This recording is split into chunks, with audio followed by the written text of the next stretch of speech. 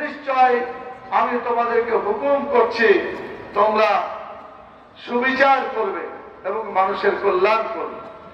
আল্লাহ তাআলার এই বিধান অনুযায়ী বাংলাদেশে সুবিচার কায়েম করার জন্য অসংখ্য মানুষ জেল খেটেছে, অসংখ্য মানুষ নিহত হয়েছে, অসংখ্য মানুষ এখনো হাসপাতালে কাতরাচ্ছে, এখনো তাদের ভালো মতো চিকিৎসা হচ্ছে না। আমরা বর্তমান সরকারকে বলবো, প্রথম কাজ হচ্ছে আপনাদের যারা এই আন্দোলনে নির্যাতিত হয়েছে, শহীদ হয়েছে, এখনো যারা বেঁচে আছে তাদের চিকিৎসাকে 1 নম্বর প্রায়োরিটি আপনাদেরকে দিতে হবে। যারা আহত আছে তারা যেন বিনা চিকিৎসায় আর মৃত্যুবরণ না করে, এবং যারা শহীদ হয়েছে এই শহীদদের জন্য ইতিহাস রচনা করতে হবে এবং প্রত্যেকটা শহীদের জন্য তার পরিবারের জন্য সরকারকে ভাতা নির্দিষ্ট করতে হবে।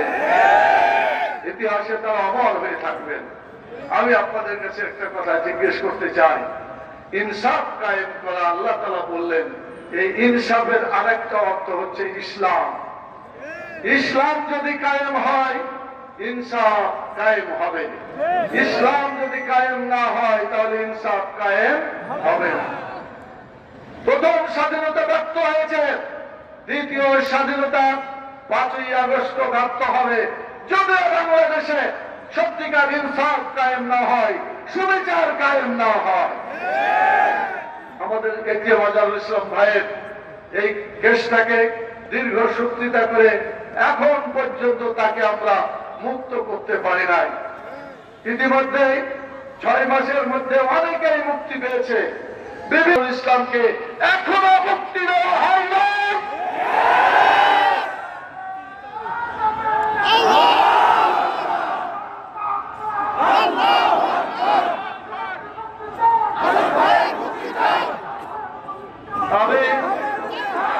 আমি আপনাদের কাছে বলতে চাই, এটিএম আজহারুল ইসলাম সহ যারা এখন পর্যন্ত বিচারের মাধ্যমে মুক্তি হওয়া দরকার তাদেরকে অতি সত্বর মুক্তি দেওয়ার জন্য বর্তমান সরকারকে অনুরোধ করছি।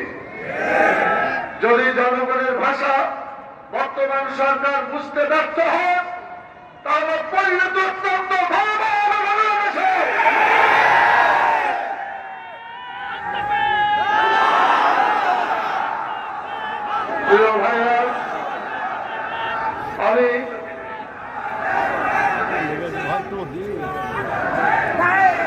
আমি আমার কথাকে সংক্ষেপ করতে চাই। সম্মানিত ভাইরা, বাংলাদেশকে যদি সত্যিকার ইনসাফ পেতে হয়, সুবিচার পেতে হয়, তাহলে বাংলাদেশে মানুষের মন গড়া আইন দিয়ে পুঁজিবাদ, সাম্রাজ্যবাদ, ধর্মনিরপেক্ষতাবাদ, জাতীয়তাবাদ, মানুষের তৈরি করা আইন দিয়ে দেশ চালালে এখানে কোন প্রকার ইনসাফ কায়েম হতে পারে না।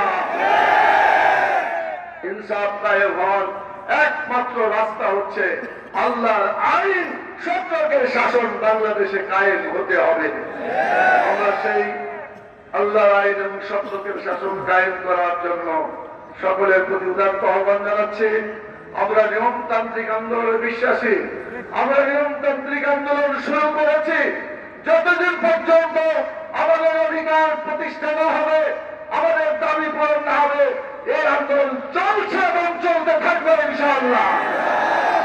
আমি পরিশেষে আপনাদের কাছে বলতে চাই, আল্লাহ তাআলা এই দুনিয়ার সবকিছু দিয়েছেন। আমরা 30-60 বছর জীবনে শুধু শান্তি চাই তাই নয়।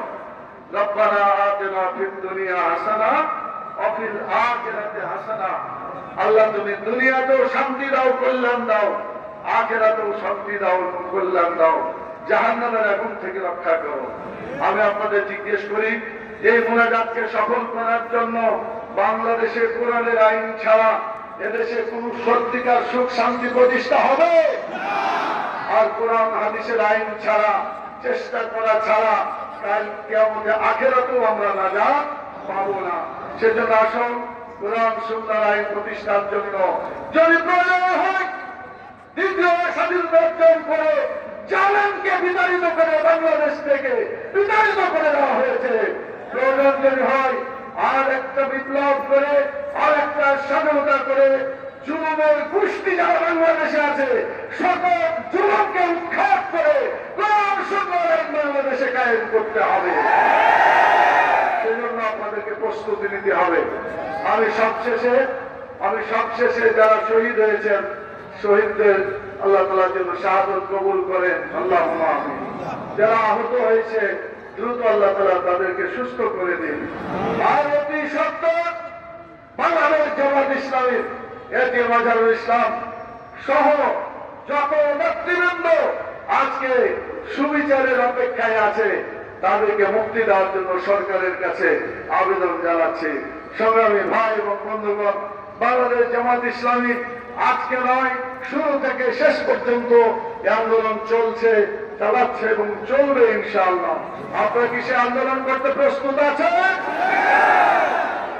বাংলাদেশ সরকারের কাছে আবেদন জানাই, দেশকে শান্তি রেখে ঐক্যবদ্ধ রেখে দেশটাকে সুন্দর করার জন্য আমরা বলবো আগে সংস্কার করেন, তারপর নির্বাচন দেন, তাহলেই বাংলাদেশ সঠিকভাবে চলবে। সংস্কার ছাড়া কোন নির্বাচন বাংলাদেশে হতে পারে না।